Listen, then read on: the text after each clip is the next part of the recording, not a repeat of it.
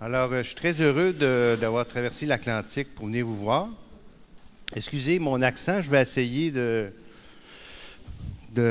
pas trop parler québécois, là. Je vais essayer de parler français, qu'on puisse s'entendre. Alors, je vais juste voir si ça fonctionne. Voilà, ma bio, on l'a fait, on la passe. Voilà. Alors, comme on l'a présenté, moi, je suis père aidant, père PAIR, hein, donc je ne fais pas de confession.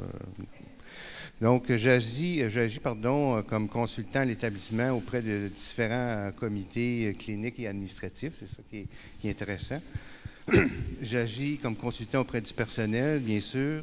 Je donne des sessions de formation à l'intention de tout le personnel et tous les médecins de l'hôpital. Je travaille dans un hôpital, il y a environ 2000 employés.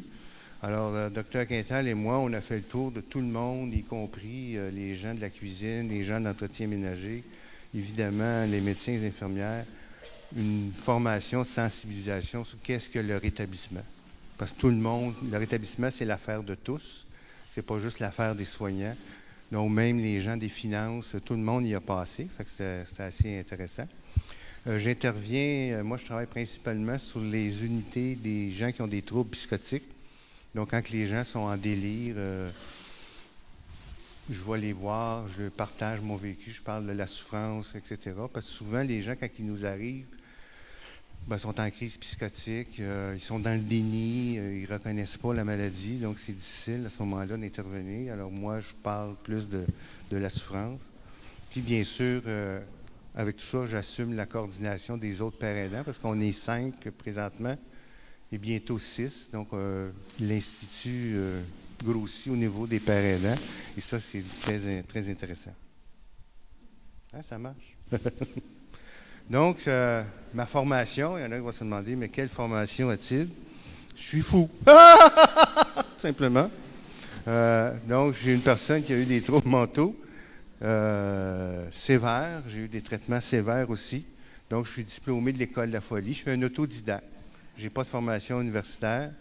C'est drôle parce que je suis chargé de cours à l'université et je ne peux pas m'inscrire aux cours que je donne. Bon. Je trouve ça le fun. Merci.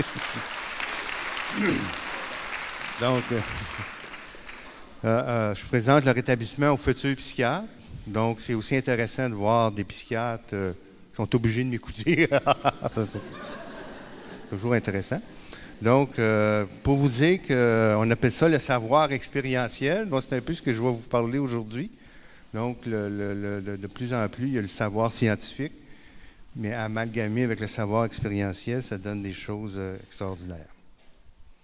Donc, effectivement, je vais un peu vous parler de mon cheminement pour dire que c'est une maladie qui déforme beaucoup la réalité. Mais avant, c'est tout simplement une publicité pour mon livre. Alors donc, voilà, je suis une personne, pas de maladie, qui est aux éditions Performance. Mais aussi, j'en profite pour dire que rétablissement et guérison, pour moi, c'est deux concepts différents. Donc, c'est important aussi. Rétablissement et autonomie, le but, c'est pas d'être autonome. C'est pas le but du rétablissement. C'est bien d'avoir une vie satisfaisante pour soi, malgré les affres de la maladie. Je donne souvent comme exemple, j'ai une amie à moi qui est psychiatre et elle a une femme de ménage à la maison. Elle reçoit de l'aide à domicile. Ça ne fait pas d'elle une personne qui est handicapée. Hein?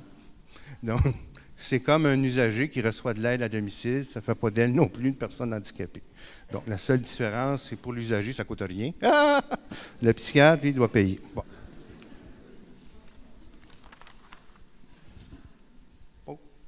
Alors, j'ai trouvé cette photo sur Internet, puis je trouvais que ça ressemblait beaucoup à ce que je vivais, un peu enfermé dans un mur.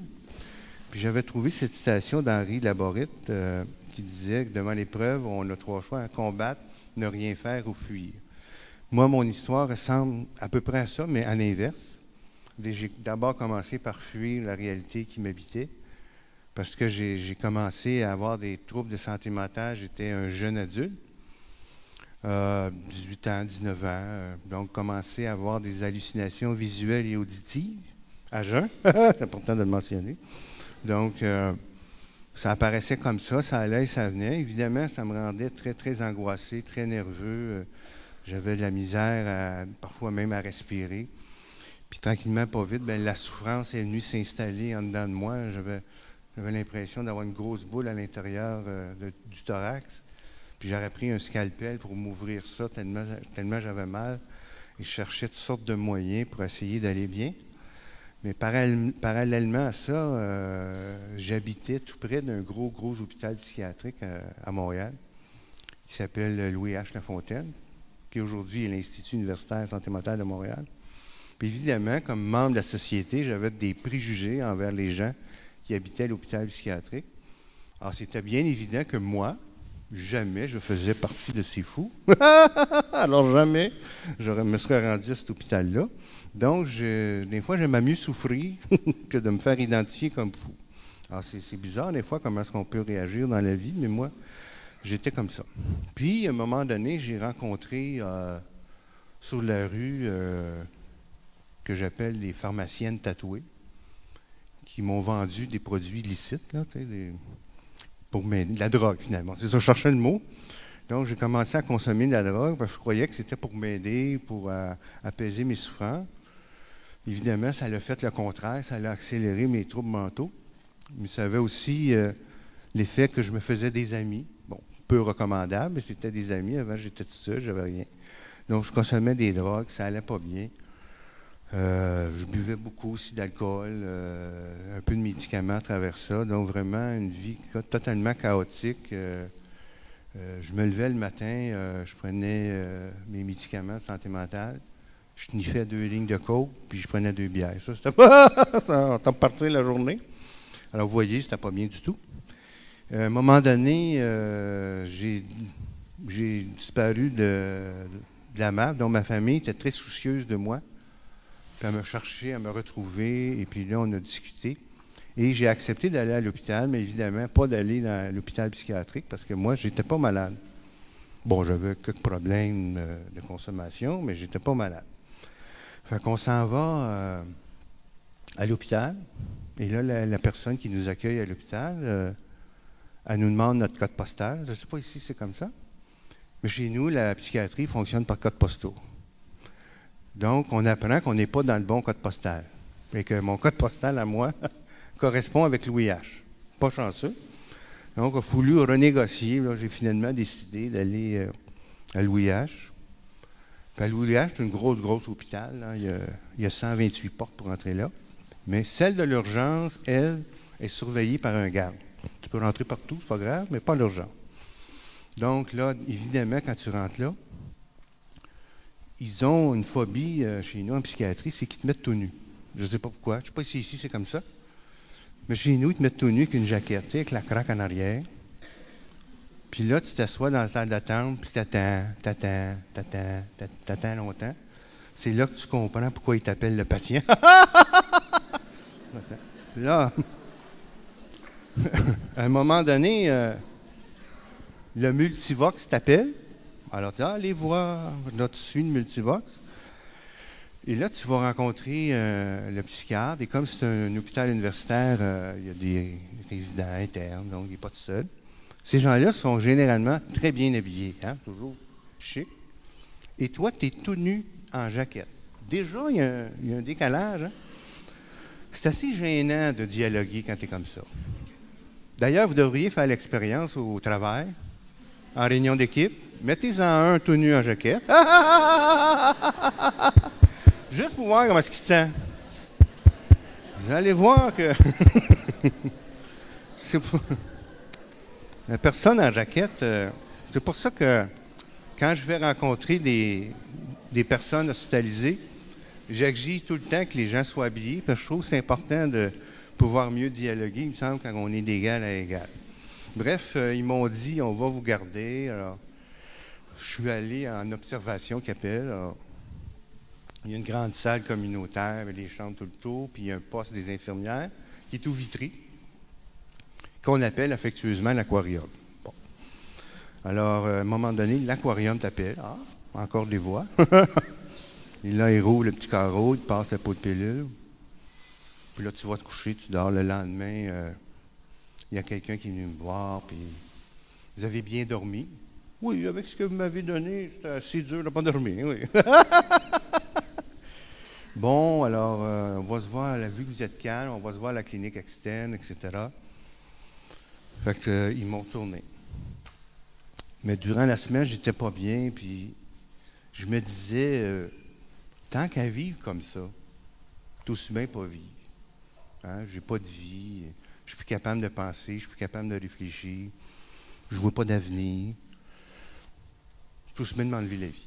Alors, j'ai fait une tentative de suicide, qui heureusement n'a pas fonctionné. Mais je me suis retrouvé à l'hôpital. Mais là, comme on connaissait la part des codes postaux, on est allé dans un autre hôpital, puis on a donné le code postal qui correspond à l'autre hôpital. Et là, c'est magique, hein, tu as tous les services qu'il te faut.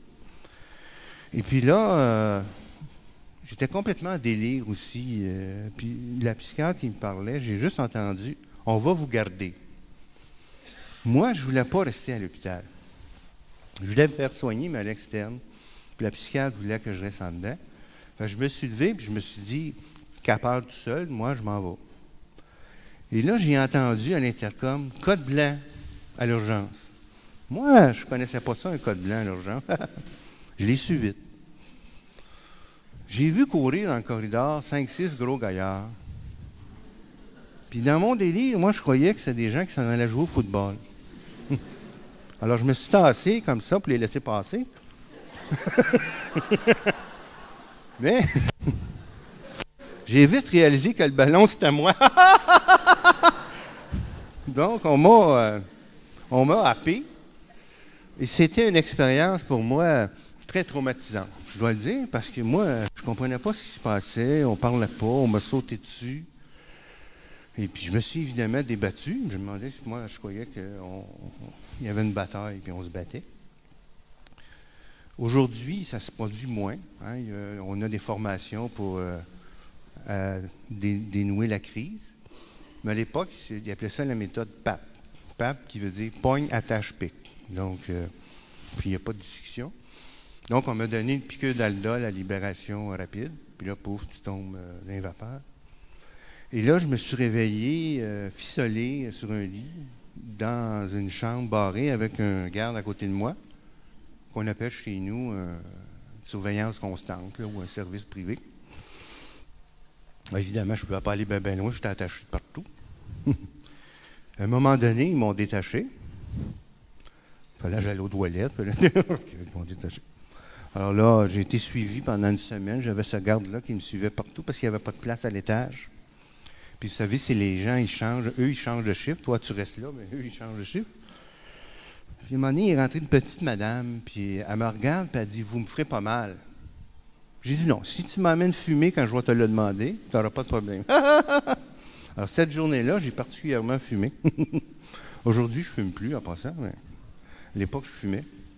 Puis, à un moment donné, bon, ils m'ont monté à l'étage. Là, j'arrive à l'étage, et là, la porte se ferme derrière toi. Claude! Ah, les frissons. Ah, les frissons. Tu viens de perdre ta liberté.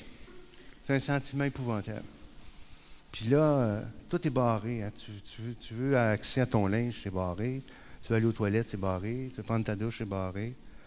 On te dépossède de ton pouvoir totalement. Tu ne peux plus penser. C'est fini. Eux, ils pensent pour toi. Puis ils décident pour toi. C'est quand manger, c'est quand s'habiller, c'est quand l'heure des douches. C'est épouvantable. Ça prend une semaine, 2 semaines, 3 semaines, 1 mois, 2 mois.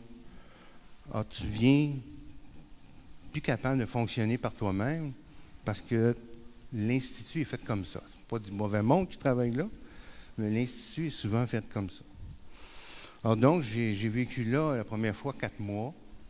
Bon, j'ai pogné quelques trucs, là, parce que quand on était enfermé, c'est comme si on n'avait plus de vie sexuelle, tu sais. Alors, moi, à un moment donné, j'ai embrassé une fille qui était consentante. Puis pour ça, j'ai été mis en isolement. Bon. Donc là, j'ai dit, on va trouver des trucs. Fait qu'il y a un groupe de patients qui simulaient une crise. Alors, pendant que l'équipe s'en allait là-bas, nous autres, on pouvait se faire des mamours. Puis, 2-3 jours après, ben, on changeait de groupe. On a réalisé aussi, quand on mettait le feu dans les poubelles, l'alarme d'incendie se déclenchait et les portes se débarraient. Hey, ça, c'est une découverte extraordinaire. Alors, plein de trucs comme ça que j'ai appris, que je ne vous dévoilerai pas tout, mais bon. Alors, donc, j'étais prise à l'hôpital. Oui. Alors, comme vous voyez, j'étais, après ça, anéanti quand on m'a annoncé le diagnostic. J'étais devenu un malade mental. Les gens que je ne voulais pas du tout appartenir faisaient maintenant partie de ces fous. Alors, c'est sûr que la révolte s'est installée. Parce que j'ai aussi eu le cancer dans ma vie. J'ai passé au travail, les opérations et tout, ça va bien. Quand on t'annonce que tu as le cancer, hein, ta vie est anéantie complètement, puis tu viens révolter. En santé mentale, c'est la même chose. Pas parce que tu as une maladie, c'est comme si tu as une maladie mentale, mais tu n'as pas le droit de te choquer à l'hôpital. Mais là, la révolte s'est installée.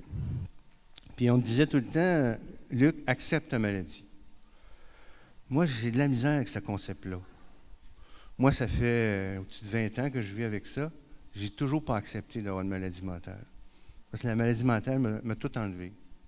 Tout enlevé, complètement. Il a fallu que je rebâtisse ma vie complètement. Et ça a été difficile pour moi. Bon, voyons ce qui se passe. Voilà.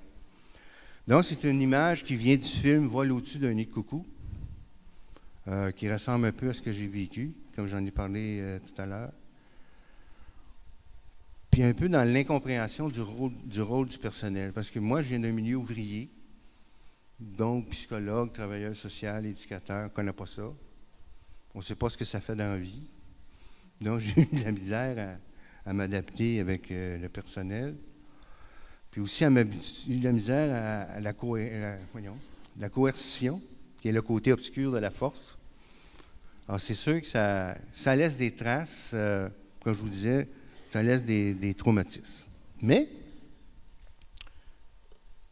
ah oui, comme je vous disais, il est plus acceptable de péter les plombs dans un département d'oncologie que dans celui de la psychiatrie. Quand tu te fais traiter pour le cancer, il y a toujours un qui se fâche, qui frappe dans les murs, puis il n'est pas content, parce qu'il y a la maladie. Et là, le personnel va vers la personne et dit « Exprimez votre colère. » En psychiatrie, on ne m'a jamais dit « Exprimez votre colère. » On a étouffé la colère. Ça, on a fait ça. Alors, voyez-vous, des fois, je me disais, on pourrait organiser des colloques entre les gens d'oncologie et la psychiatrie qui puissent se parler. On se dit, c'est important, pas parce que c'est une maladie mentale, que tu ne peux plus exprimer ta colère. Alors donc, on m'a fini par me sortir de l'hôpital, puis, on va s'orienter. Voilà, on m'a donné comme outil de réadaptation ma chaise à bascule, le rocking chair, puis des médicaments. Et là, comme vous voyez, je ne m'entendais pas bien avec mon équipe soignante. On disait, t'es malade, t'as ça toute ta vie, puis bon, prends tes pilules, j'ai entendu souvent ça, prends tes pilules. J'en prenais, j'étais rendu à 32 pilules par jour, donc 4 neuroleptiques à la fois. La misère à marcher, la misère à voir, la misère à entendre, la bouchette, des tremblements, plein d'effets secondaires. Ce qui fait qu'à un moment donné, l'hôpital a fait une réunion familiale. Il y avait ma soeur qui représentait la famille. Puis le médecin, au bout de la table, a dit textuellement « Votre frère, il est fini », comme ça. Moi, je l'ai entendu, ça. Mais alors, imaginez-vous, ça ne donne pas le goût. Pourquoi je ferais des activités si je suis fini? Pourquoi je participerais à des traitements s'il n'y a rien à faire? C'est ça le message qu'il envoyait. Il n'y a rien à faire. Alors, on s'est assigné, finalement, on a changé d'équipe soignante. Puis là, ils m'ont présenté des gens qui parlaient rétablissement. Moi, je ne connaissais pas ça. Alors, la première fois, je m'en vais là, on a parlé 1 heure de choses et d'autres, puis pas parler de pilules, pas parler de rétablissement, d'espoir, de rêve. Je ne connaissais pas ça, j'étais un peu perdu là-dedans. Puis, à un moment donné, dans une de nos rencontres, l'intervenante, il me dit « Toi, Luc, as-tu des rêves, des espoirs, des passions, quelque chose qui te fait vibrer, là? » Mon Dieu Seigneur! Non. Moi, je dormais 16 heures par jour, je prenais mes pilules. J'habitais un appartement et demi. Là. Puis c'est ça ma vie. Ben, va-t'en chez toi, puis pense-y. Tu me reviendras avec ça la semaine prochaine. Je m'en vais chez moi, en tremblotant. Là. J'arrive chez moi, puis là, je m'assieds à la cuisine, comme ça. Puis moi, pour me détendre dans la vie, j'écoute les débats à l'Assemblée nationale. Bon. On voit qu'il reste quelques symptômes. Donc, j'ai dit, tiens, c'est l'heure du débat. Alors, j'étais assis, j'ai dit, je vais passer au salon. Alors, j'ai tourné ma chaise de bord, comme ça. J'étais rendu. C'était pratique, un petit appartement pour ça. Et là, en écoutant un débat, j'ai eu le flash. Tiens, si je deviendrais député. Ça, je me vois député, moi, à l'Assemblée nationale. Après ça, je me suis dit, il va falloir que je me fasse un CV, puis sur le dépliant, ça va être marqué schizophrène. Mais pas grand monde va voter pour moi. Ben, quoi qu'on pourrait être surpris. Mais j'ai dit, tiens, conseiller politique, ça, j'aimerais ça. Oui, ça me plairait. Tu es dans l'ombre, tu conseilles la députée ou le ministre, c'est le fun. Fait que je m'en vais renvoie mon intervenant, puis elle dit, puis Luc, as-tu trouvé quelque chose? Puis là, il faut que je vous dise que je prends toujours 32 pilules par jour. Je ne suis pas lavé, parce que je sens mauvais, épouvantable. Je ne suis pas rasé. Personne ne donne 5 cents de ma vie, personne. Puis elle dit, Luc, qu'est-ce que tu veux faire? J'ai dit, moi, je veux être conseiller politique. Elle me regarde avec son beau grand sourire, puis elle me dit, ça va leur faire du bien. Elle m'a cru. Ça, c'était le point tournant de ma vie. Quelqu'un qui croyait en moi au moment où moi, je n'y croyais plus. C'est extraordinaire, ça. Quelqu'un qui croit en toi. Puis elle a dit, oui, on va le faire. Puis là, elle a dit, là, Luc, si tu veux, on va se faire un plan d'intervention ensemble, un plan d'action. Non pas à partir de tes symptômes, non pas à partir de ta maladie, mais à partir de ton projet de vie. C'est là-dessus qu'on va travailler, puis le reste suivra. Donc, pour être conseiller politique, il faut aller dans des assemblées publiques politiques, s'intéresser à la politique. Fait qu'ils m'ont amené dans des assemblées politiques. À un moment donné, je dis à mon intervenante, c'est drôle, hein, le monde ne reste pas près de moi, il me fuit. C'est quoi que j'ai? Ben, elle dit, parce que tu pues, là. Tu sens mauvais? Ah, ouais? Fait que là, j'ai commencé à me laver, parce que ça faisait sens pour moi. Avant, ma chaise berçante, c'est jamais plein des odeurs. Là, j'ai commencé à me laver. Puis après ça, bon, j'y allais tout seul, puis à un moment donné, je vois une belle fille, tu sais, puis je vois qu'elle me regarde, puis... Mais moi, ça fait longtemps que j'ai pas carousé. J'ai dit, tiens, si j'y faisais un bon repas, je l'amènerais chez nous. Ah! Fait j'ai été voir mon équipe soignante, puis j'ai dit, tu sais, tes ateliers de cuisine, là, que tu me fais chier depuis 4 ans, là. Ouais? Ça m'intéresse. Ça m'intéresse, là. J'avais un but bien précis. Alors, je me suis mis en action. Évidemment, j'ai fait le ménage de chez nous. Puis là, j'ai reçu la demoiselle, puis on a soupé ensemble, ça a bien été. À un moment donné, on a passé au lit. Tu sais, dans un 1,5, c'est pas long que tu trouves le lit. Et là, pas d'érection. Alors, heureusement qu'elle était très compréhensive. Mais dans la semaine qui est suivie, je suis allé voir mon médecin. J'ai dit, tu ne m'as pas parlé d'une formation sur le mécanisme d'action des médicaments? Oui. M'intéresse? Ça m'intéresse. Pourquoi? Bien là, j'ai dit ça, pas d'érection. Fait que là, on réunit l'équipe. Bon, le projet de vie à Luc, c'est d'avoir des érections. Alors, tout le monde s'est mis sur le dossier. Donc, j'ai rencontré la pharmacienne, j'ai rencontré une éducatrice spécialisée, puis on a changé aussi un peu la médication. Et finalement, la madame était bien contente. Bon, ça, c'est un autre discours, mais ça s'est bien passé. Et c'est comme ça, tranquillement, de fil en aiguille, où j'ai repris du pouvoir sur ma vie par l'espoir. L'espoir d'un mieux-être, l'espoir d'une qualité de vie. C'est ça qui était important. Donc, je suis correct dans le temps, cher docteur? Je suis correct dans le temps? Oui, merci. Je peux-tu prendre une gorgée d'eau, s'il vous plaît? Merci.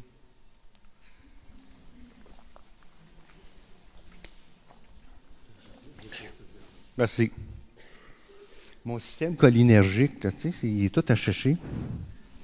Donc, quand tu prends des médicaments, ça achèche tout. Donc, je me suis dit, pour que je sois autonome, comment faire pour être autonome dans ma santé mentale? Bien, je me suis fait d'abord un journal de bord dans lequel je note mes événements anodins et importants. Ça me permet de voir dans telle ou telle situation si je suis bien. Donc, le but, c'est de connaître mes limites. On a tous des limites dans la vie, qu'on ait une maladie ou pas. L'important, c'est de les connaître. C'est un peu si on joue dans un grand champ. Il y a un petit coin là-bas, c'est un tas de boîtes. Si on ne met pas une clôture alentour pour le délimiter, on va toujours être rendu dans la boîte. Alors, on va mettre une clôture. Ça, c'est la maladie. Ça, c'est nos limites. Puis, on va travailler avec les forces. Hein? C'est ça qu'on va faire. Ensuite, une échelle d'auto-évaluation. Donc, moi, j'ai gradé ça de 1 à 5. Donc, à 1, je suis bien. Je dresse la liste la plus exhaustive possible de pourquoi je suis bien. Il y a une raison pourquoi je suis bien. Alors, on va les noter. Donc, je prends mes marches, je mange bien, je prends ma médication, je vois mes rendez-vous, je vois mes amis, etc. À 2, je dresse la liste la plus exhaustive possible de mes signes avant-coureurs que ma santé mentale se détériore. Alors, ça, c'est le fun. Comme moi, par exemple, quand je commence à négliger mon hygiène corporelle, c'est un signe que ma santé mentale se détériore. Ma femme, elle, c'est quand elle fait du ménage à outrance. Je la laisse faire. Mais moi, c'est quand je néglige mon hygiène corporelle. Donc, quand je vois que je ne suis pas rasé, ou je ne suis pas bien, je commence à me sentir mauvais, c'est un signe là, où on me dit « Oh, il se passe quelque chose. » Mais des fois, quand tu es malade, tu ne te vois pas aller. Alors, j'ai aussi ce qu'on appelle des garde-fous. Donc, j'ai 3 personnes, seulement 3, qui sont très, très près de moi, à qui je me suis engagé à les écouter quand ils vont me parler.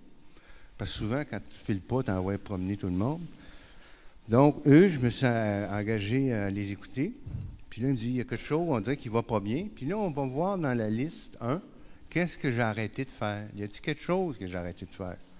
Bien oui, regardons ça. Il y a une activité que je ne fais plus. C'est peut-être une raison pourquoi la santé mentale se détériore. Souvent, un peu plus loin, à 3, je dors moins. Il faut dormir, c'est important. Alors, je viens d'entendre avec mon médecin, j'ai des PRN, des médicaments qu'on prescrit au besoin. PRN qui vient du latin prorenata. Moi, j'appelle ça pour rendre nono. Mais des fois, tu es mieux de t'endormir, puis après ça, ça va mieux. Donc, apprendre à gérer ma médication, parce que la littérature est très claire là-dessus. Plus la personne a d'informations sur sa médication, plus elle va être fidèle à son traitement, puis plus elle va le gérer elle-même. Donc, aussi, gérer ses symptômes. 5 minutes? On va se dépêcher. Donc, en fait, pour favoriser le rétablissement, il faut que tu sois en mouvement. Si tu es en mouvement, tu obtiens un rétablissement enrichissant. Si tu restes assis sur ton cul, tu obtiens un rétablissement de cul. Alors, retenez ça. Il faut bouger. Il faut se mettre dans l'action.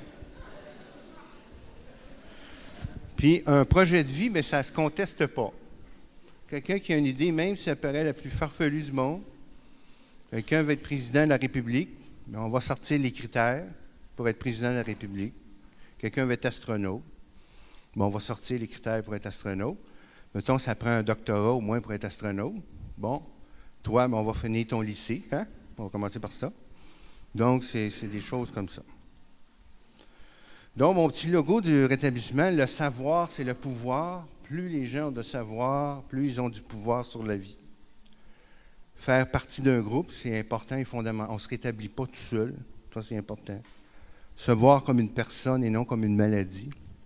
Et créer des alliances. Il faut créer des alliances avec nos soignants. Ça, c'est important. avec la famille, c'est important, puis faire des plans ensemble. Donc, je vais passer rapidement quelques diapositives parce que le temps nous presse, si je suis capable de le poigner. Bon. La médication.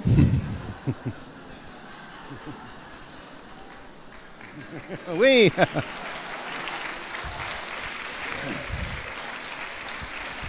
Donc, on s'appuie sur de la littérature solide. Donc, le premier élément, en fait, il y a 2 piliers dans le rétablissement. Un qui est l'espoir, 2 qui est l'appropriation du pouvoir d'agir ou l'empowerment, si vous préférez. Et la médication qui est quand même au cœur des traitements, donc c'est important de prendre le temps d'en parler. Puis j'avais été voir une conférence de Patricia Degan, qui est une usagère aux États-Unis. Puis elle disait, il faut sortir de la tyrannie de la fidélité au traitement. Hey, ça fait ça. Hein? Puis il faut réfléchir en disant, la médication, est-ce le but ou le moyen? Dans le sens, le but de la psychiatrie, là, est-ce que c'est de prendre des pilules? Moi, je ne pense pas. Le but de la psychiatrie, c'est de guérir ou à tout le moins se rétablir. Donc, la médication devient un moyen qui est au service du projet de vie de la personne. Alors, quand on le voit comme ça, déjà, parce que moi, quand j'étais beaucoup dans les services, à chaque fois que je voyais un intervenant ou un intervenant, c'est « As-tu pris tes pilules? » Puis on oublie de parler de logement, puis on oublie de parler de travail, puis on oublie de parler d'un paquet de choses. Donc, c'est important de remettre la médication comme un moyen. Je vais passer rapidement aussi. Bon, la théorie de la taxe temporaire, c'est qu'à chaque fois qu'on est en crise, on nous prescrit un médicament de façon temporaire. C'est comme le gouvernement, quand il nous donne une taxe temporaire, elle devient permanente. On est d'accord avec ça? Non. Donc, si à chaque fois qu'on est en crise, on nous prescrit une pilule, puis on oublie de l'enlever, bien, à un moment donné, il n'y a plus de son, il n'y a plus d'image. Hein? On ne fonctionne plus. Donc, c'est de retrouver la dose qualité de vie. Puis, comme moi, quand je rencontre mon médecin, c'est la rencontre de 2 expertises. Donc, mon médecin me dit, « Ah, M. Vigneault, vous avez tellement consommé de molécules, dites-moi laquelle vous fait du bien. » Puis, ensemble, bien, on négocie la dose, on négocie un paquet de choses, ce qui fait que c'est quasiment moi qui me prescris ma médication. Donc, il n'y a personne qui se bat avec ça. Ça va? Oh, juste un instant. Donc, il y a la place de l'usager dans le système. C'est comme, je compare ça à un casse-tête. Mettons, vous avez un casse-tête de 1000 morceaux. Hein, on voit les gestionnaires, ils sont là. Ils font un casse-tête de 1000 morceaux, mais il manque un morceau. Ils ont oublié de consulter les usagers. Les gens ne diront pas « Hey, tu as placé 999 morceaux ». Les gens vont dire « Hey, il manque une pièce ». C'est vrai, hein? Alors, l'usager, c'est la pièce manquante. Il faut la mettre si on veut que les services correspondent à leurs besoins et à leurs attentes. Finalement, j'arrive à la conclusion qui dit que le savoir, c'est le pouvoir. Si tu restes assis sur ton cul, tu auras un rétablissement de cul. Bon. La révolte est un signe que l'on refuse l'impuissance. Donc, travailler avec la révolte, c'est sain, tant qu'on ne brise pas tout dans la pièce, c'est bien sûr. Ma collègue, la docteure Quintal, a dit « Quand nous sommes dans la toute-puissance, on ne peut pas comprendre leur impuissance. Les gens sont impuissants face à la maladie puis face au système. » Patricia Degan, elle nous dit « Notre rôle comme intervenant n'est pas de décider qui guérira et qui ne guérira pas, mais de créer un environnement propice au rétablissement et à la responsabilisation. » Donc, on a l'obligation des moyens, mais on n'a pas l'obligation des résultats.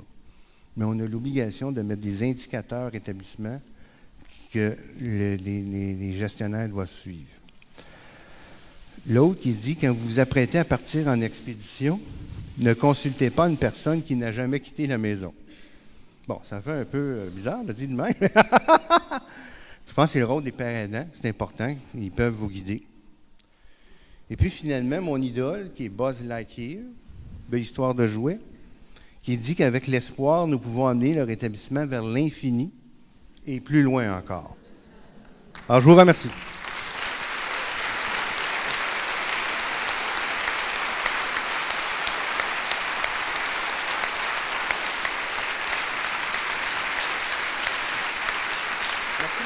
Merci beaucoup.